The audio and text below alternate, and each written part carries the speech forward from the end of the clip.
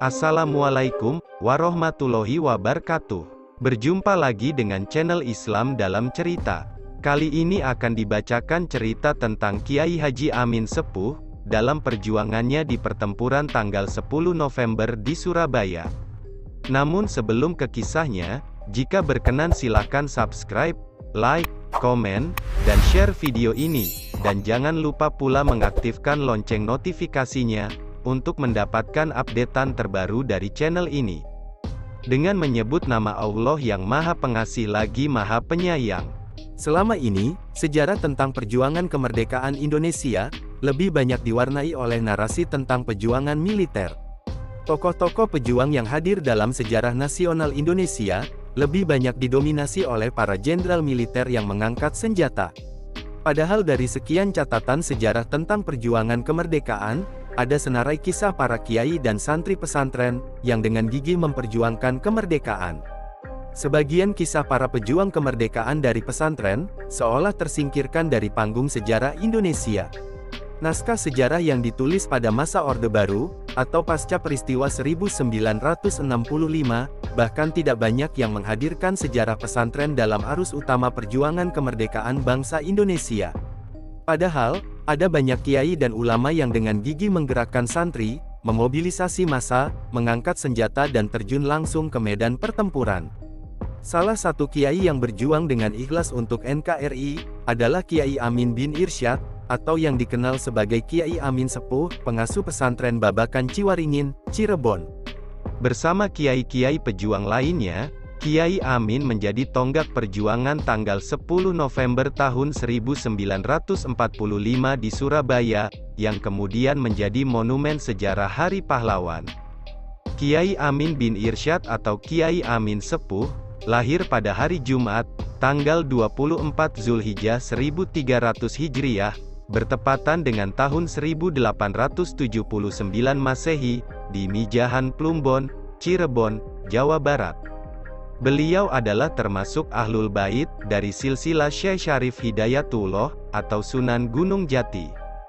Dan kita yakin saudara-saudara pada akhirnya pastilah kemenangan akan jatuh ke tangan kita.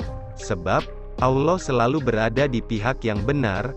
Percayalah saudara-saudara, Tuhan akan melindungi kita sekalian. Allahu Akbar, Allahu Akbar, Allahu Akbar, Merdeka! Itulah penggalan pidato berapi-api Bung Tomo saat peristiwa tanggal 10 November di Surabaya. Penggalan pidato berapi-api Bung Tomo itu, tak lepas dari pekik takbir dan kata merdeka yang merupakan ciri khas pidatonya dalam membakar semangat kepahlawanan para pejuang Surabaya dalam pertempuran tanggal 10 November tahun 1945. Kalimat itu selalu digunakan dalam mengawali dan mengakhiri pidato. Bung Tomo tidak mengatakan merdeka atau mati.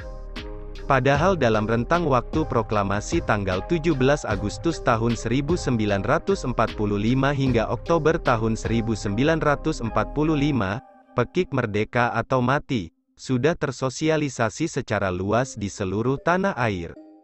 Bung Tomo tampaknya cukup tahu, kalau para pejuang yang terjun langsung dalam peristiwa itu adalah umat Islam. Dengan demikian, kalimat takbir yang dipekikan Bung Tomo itu, tidak dilakukan dengan asal-asalan, tetapi melalui perhitungan psikologis yang cukup matang. Sebab penggunaan takbir saat berperang mempertahankan tanah air adalah panggilan perang suci, jihad fi sabilillah. Sedemikian dahsyat perlawanan umat Islam, sampai salah seorang komandan pasukan India, Zia-ul Haq, terheran-heran menyaksikan para kiai dan santri bertakbir sambil mengacungkan senjata. Sebagai Muslim, hati Zia-ul Haq terenyuh, dan dia pun menarik diri dari medan perang. Sikap tentara yang kemudian menjadi presiden Pakistan ini, tentu saja semakin menyulitkan pasukan Inggris menguasai Indonesia dari sisi Surabaya. Resolusi jihad terlahir karena tentang Indonesia yang baru berdiri belum sekuat sekarang. Bahkan berdirinya saja masih beberapa minggu. Dalam resolusi itu disebutkan, pejuang yang mati dalam perang kemerdekaan layak disebut syuhada. Sedangkan warga Indonesia yang memihak penjajah, dianggap sebagai pemecah belah persatuan nasional, maka harus dihukum mati. Kesadaran itu menunjukkan bahwa kalangan santri mempunyai nasionalisme yang tinggi untuk mengusir penjajah. Kemudian, menyambut pidato yang menggelora dari Bung Tomo, maka semakin mantaplah semangat heroisme para pejuang yang berada di lapangan. Tidak hanya itu, Laskar Hizbullah dan Sabilillah, sebagai sayap militer umat Islam mulai berduyun-duyun memasuki Surabaya untuk menghadang kembalinya sang penjajah. Di antara alumnus kedua laskar yang ikut bertempur di Surabaya itu adalah Kiai Haji Munasir Ali, Kiai Haji Yusuf Hashim, Kiai Haji Baidowi, Kiai Haji Mukhlas Rawi, dan Kiai Haji Sulanam Samsun. Tidak beda dengan Jatim, seruan jihad melawan kolonial juga berkumandang keras di Jawa Barat. Tampil sebagai pelopor adalah Kiai Amin Sepuh dari Babakan Ciwaringin Cirebon, sebagai komandan Hizbullah. Meski saat itu teknologi belum maju, tetapi Kiai Amin Sepuh menjalin komunikasi yang baik dengan para kiai di Jombang, Solo dan Yogyakarta. Sehingga saat mendengar Inggris akan mendarat di Surabaya pada tanggal 25 Oktober tahun 1945, dengan misi mengembalikan Indonesia kepada Belanda, maka Kiai Amin Sepuh menggelar rapat bersama para kiai di wilayahnya. Menurut penuturan Kiai Fatoni yang saat itu berada bersama para kiai, pertemuan itu dilakukan di daerah Mijahan, Plumbon Cirebon, bersama dengan Kiai Main. Kiai Fatoni menjadi saksi pertemuan yang melibatkan Kiai Haji Abbas Abdul Jamil Pesantren Buntet, Kiai Haji Ansyori Pleret, dan lain-lain. Pertemuan itu ditindaklanjuti dengan pengiriman anggota laskar ke Surabaya, untuk menghadang 6.000 pasukan Brigade 49, Divisi 23 yang dipimpin Brigadir Jenderal A.W.S. Malabi. Tidak ketinggalan, Kiai Amin Sepuh juga berangkat ke Surabaya, termasuk mengusahakan pendanaannya untuk berangkat. Pendanaan, beliau menyerahkan 100 gram emas yang terdiri dari kalung, gelang, dan cincin, ungkap Kiai Fatoni yang saat itu melihat langsung. Kiai Amin Sepuh sendiri berangkat ke Surabaya bersama Kiai Abbas Buntet, Kiai Bisri Mustafa, Kiai Wahab Hasbullah, Kiai Bisri Syamsuri dan beberapa kiai lain, untuk membantu para santri melawan penjajah. Semangat para kiai berkobar, setelah Hadratus Syekh Hashim Asy'ari menggemakan resolusi jihad pada tanggal 22 Oktober tahun 1945, sebagai bentuk perlawanan terhadap penjajah Belanda. Kiai Amin Sepuh bersama beberapa santri, melakukan perjalanan darat dengan kereta api menuju Leteh, Rembang, Jawa Tengah. Bersama rombongan, Kiai Amin bertemu dengan Kiai Bisri Mustafa untuk menyusun strategi menuju Surabaya. Kiai Amin Sepuh merupakan salah satu kiai yang ditunggu oleh Hadratus Syekh Kiai Haji Hashim Asy'ari, sebelum menetapkan tanggal pasti penyerbuan untuk mengobarkan perang terhadap pasukan NICA di Surabaya.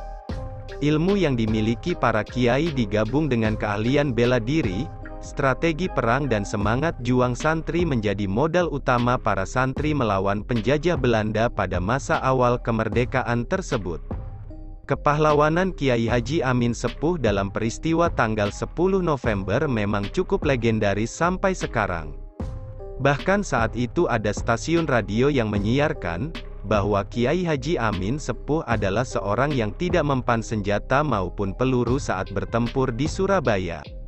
Bahkan, beliau juga dikabarkan tidak mati, meski dilempari bom sebanyak 8 kali. Siaran inilah yang membuat kepulangan Kiai Haji Amin Sepuh ke Cirebon, disambut oleh puluhan ribu orang untuk meminta ijazah kekebalan darinya. Kondisi ini tentu saja membuat masyarakat makin takzim. Beliau mengatakan tidak mati karena bomnya meleset, kenang Kiai Fatoni saat ayahnya datang dari Surabaya. Padahal waktu itu kepulangannya untuk konsolidasi dan mengumpulkan kembali laskar, santri dan masyarakat yang hendak ikut berjuang.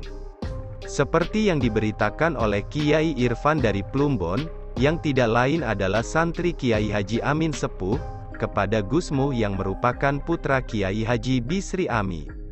Karena melihat di Surabaya keadaannya sangat tidak berimbang antara Inggris dan NICA-nya dengan pejuang Republik Indonesia. Baik dari segi persenjataan maupun skill tentaranya, juga banyaknya pejuang yang gugur di medan pertempuran. Maka, Kiai Haji Amin Sepuh kembali dalam sekejap ke Cirebon, hendak merekrut kembali massa yang ingin mengusir penjajah. Tidak lama, berkumpullah para kiai, di antaranya adalah Ki Solihin, Ki Maksum bin Kiai Haji Amin Sepuh, kiai-kiai wilayah Majalengka, dan lain-lain, juga para laskar, santri dan warga yang hendak ikut dengan Kiai Haji Amin Sepuh. Paginya, mereka semua berkumpul di Babakan dan berjalan kaki dari sana, hingga sampai di Pengasinan Pleret, Cirebon, setelah tiba waktu sholat Asyar. Seluruh rombongan melakukan sholat berjamaah di Masjid Pengasinan. Setelah selesai berzikir, kemudian Kiai Haji Amin Sepuh menuju pintu keluar dan berdoa yang diamini seluruh jamaah. Kemudian anggota jamaah bersalaman dengan beliau, dan berjalan menuju pintu keluar. Tapi begitu keluar pintu, bagai dibuka hijabnya, tak diduga-duga oleh jamaah, mereka sudah berhadapan dengan Bung Tomo. Mereka keluar masjid dan sudah berada di Surabaya. Ini tidak masuk di akal. Tapi seluruh jamaah makin yakin dan takzim dengan Kiai Haji Amin Sepuh yang mengiringinya. Selanjutnya mereka bertempur melawan NICA dan Inggris di bawah komando petinggi Hizbullah. Sekembalinya dari pertempuran di Surabaya, Kiai Amin Sepuh dan ribuan pasukannya memilih jalan untuk meninggalkan kenangan perang dan kembali ke pesantren, sebuah langkah sama yang diambil oleh Kiai Haji Munsair Ali, Kiai Haji Yusuf Hashim, dan Kiai Haji Baidowi. Sebagian besar bahkan memilih untuk menyingkir dari arena politik sama sekali, sehingga sejarah akhirnya menenggelamkan kiprah mereka yang sebenarnya luar biasa.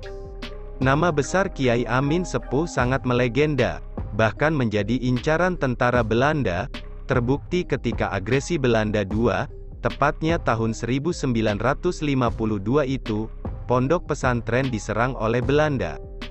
Belanda menganggap Kiai Amin Sepuh merupakan tokoh pejuang yang menentang penjajah.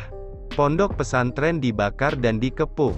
Para santri pergi dan para pengasuh beserta keluarga mengungsi. 2 tahun kemudian, tahun 1954,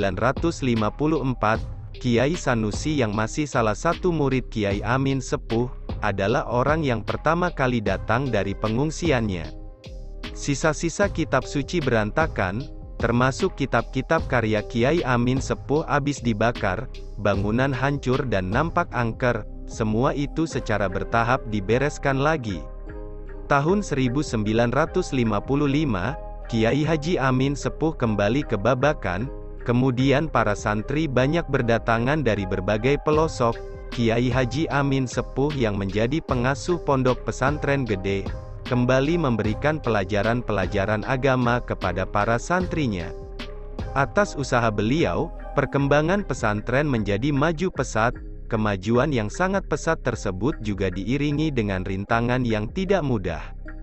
Haji Fikri menuturkan, sekitar tahun 1965, pesantren Rautlatut Tholibin dianggap sebagai penghalang anti PKI, oleh sebab itu, PKI menyerang pesantren dan menculik salah seorang putra Kiai Amin Sepuh, yang hingga saat ini nasibnya tidak diketahui.